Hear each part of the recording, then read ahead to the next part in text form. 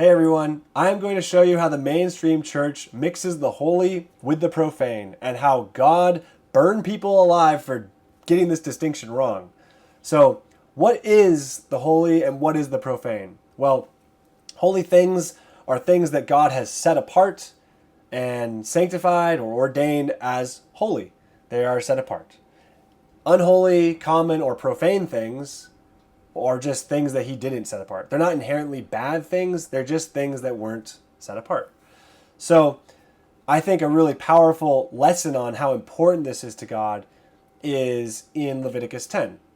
So the priests were required to bring offerings to God.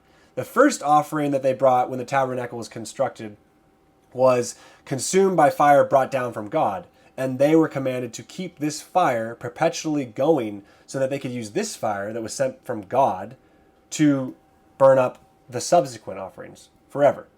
Now, Aaron's sons in Leviticus 10, Nadab and Abihu, bring profane, the word is strange, so other fire, that wasn't the fire of the sanctuary, that wasn't the fire ordained by God.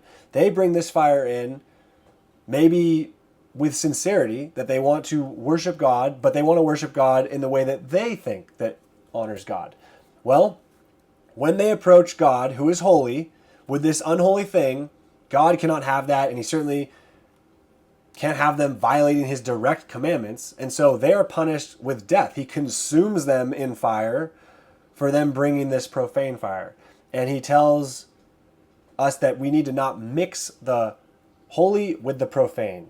And that is the lesson of this story, is to keep these things, these distinctions clear and to show them respect. So you look at this, and this is just a story about them bringing an unholy fire. Is it just limited to items? There's certainly many items that are holy and then many more items that are unholy. But no, we actually see that we are called as a people to be holy. He says, I am holy, therefore you shall be holy. And so then, how do we be holy? That's the next question. And he says, you be holy by keeping my commandments and by keeping my Sabbaths. So I'll note there that he says Sabbaths, plural, not Sabbaths, singular, because he has many Sabbaths in his feasts in Leviticus 23. But for this conversation, as it relates to mixing the holy with the profane, I'm particularly interested in the weekly Sabbath, because the weekly Sabbath was set apart at creation. It was sanctified. It was made holy from the other days of the week. While the other days of the week, Monday or Sunday through Friday, maintained or stayed common, the Saturday Sabbath, or Sabbath on Saturday, was set apart as holy. And that happened on creation. And we see also the commandment that comes with that because of God's model of resting, that you're not to work on the Sabbath. And then because it's a holy convocation, you're encouraged to assemble on the Sabbath as well. Exodus 31 gives us some interesting text on how the Sabbath relates to mixing that holy with profane. So Exodus 31 verse 12 says, And the Lord spoke to Moses, saying, Speak also to the children of Israel, saying, Surely my Sabbaths you shall keep, for it is a sign between me and you throughout your generations, that you may know that I am the Lord who sanctifies you. You shall keep the Sabbath therefore, for it is holy to you. Everyone who profanes it shall surely be put to death. For whoever does any work on it, that person shall be cut off from among his people. Remember that. Then it talks more about how you're not to work on the Sabbath. Skipping down to verse 17, it says, It is a sign between me and the children of Israel forever. For in 6 days the Lord made the heavens and the earth, and on the seventh day he rested and was refreshed. This is interesting. It is a sign forever. Why?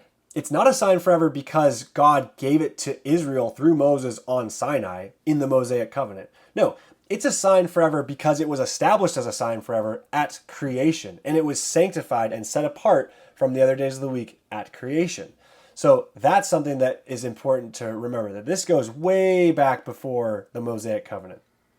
Now, we were just told, he says, don't profane my Sabbath. What does Israel do? Well, of course, they profane it. Like they do, they go off the rails many times. And Ezekiel 20 talks about this pattern of disobedience. And he said basically, God gives his laws and his commands and his Sabbaths. Israel doesn't walk in his commandments. And then they profane his Sabbaths. And then he wants to consume them. But he says he restrains, interestingly enough, because he doesn't want to profane his name among the Gentiles. So in Ezekiel 20, it starts out by saying that he brought them out of the land of Egypt, he gave them some commandments, and then in verse 12 it says, "Moreover, I also gave them my Sabbaths to be a sign between them and me, that they might know that I am the Lord who sanctifies them. Yet the house of Israel rebelled against me in the wilderness. They did not walk in my statutes. They despised my judgments, which if a man does, he shall live by them. And they greatly defiled my Sabbaths. Then I said I would pour out my fury on them in the wilderness to consume them.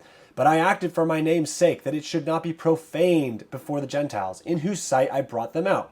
So we see that Israel is supposed to be, or was supposed to be, a light to the nations. The blessing was supposed to go to Israel and then extend to the nations through Israel. And so God wants the nations to look at Israel and say, wow, what wise judgments that this nation has. We want to graft ourselves into them.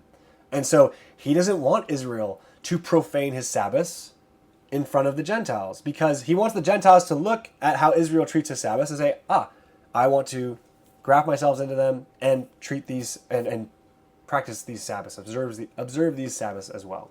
So if you're not convinced that this is really focused on the Gentiles as much as it is the Israelites, I think there's a more like on the nose passage in Isaiah 56 where God is talking about that he's inviting the Gentile and the outcast to keep his Sabbath in preparation for his coming salvation, Jesus.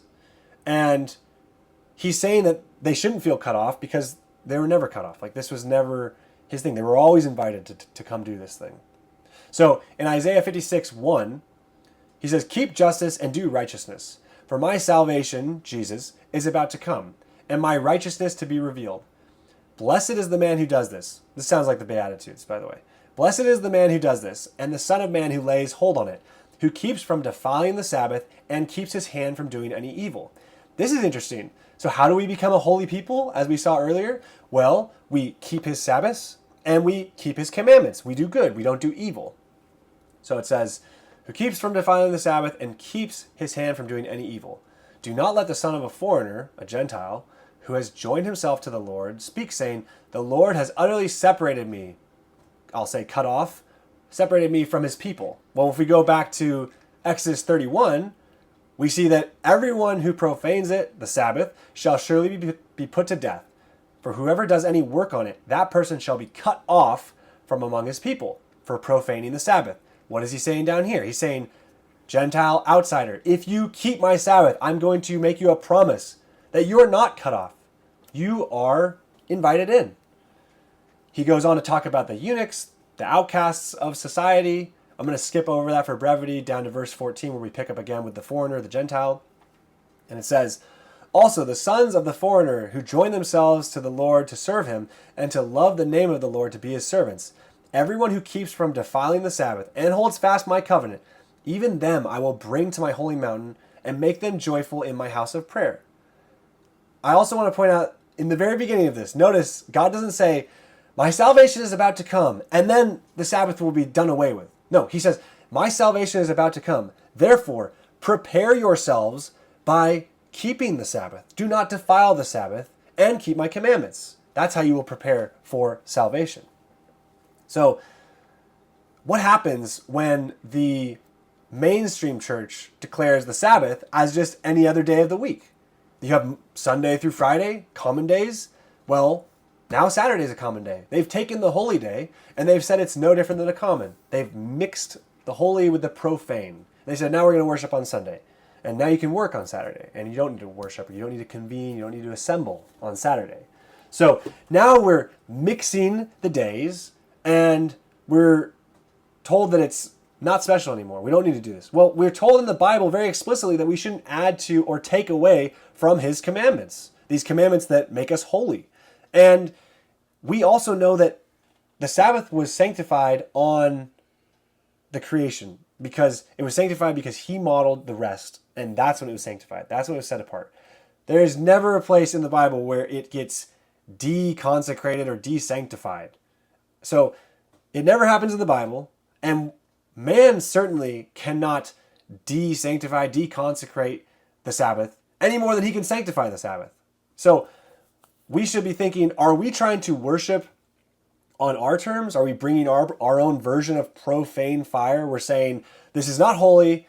Sunday, this is not holy, and you told us to worship on Sabbath, but we're bringing this offering to you, this in the form of our worship on an unholy day. Will you accept it? No, he will not accept it. He told you how to worship him. I mean, will he accept it in ignorance? I'm sure he will. That's a different story. But I'm saying, if you know better, which like Nadab and Abihu knew better, but they thought, I'm going to approach like this. He's saying, you need to keep this distinction clear. I have holy things that I've set apart, and I have common things. I have a holy day of the week and holy feast days, and I have common days of the week. Keep them set apart. Do not mix them. Do not worship me on your man-made terms. So don't worship me on man-made terms, and we'll be able to draw near to him because we will be a holy people. And this is how the mainstream church mixes the holy with the profane, and why we should not do that. So thanks for watching. If you like that and want to see more, be sure to like and subscribe to the video. It really helps me out. Also, I encourage you to comment below your thoughts, critiques, opinions. I love to engage with you guys. If you're interested in other formats, I have a blog linked in my bio above and some other social media. But besides that, thanks again. I'll see you next time.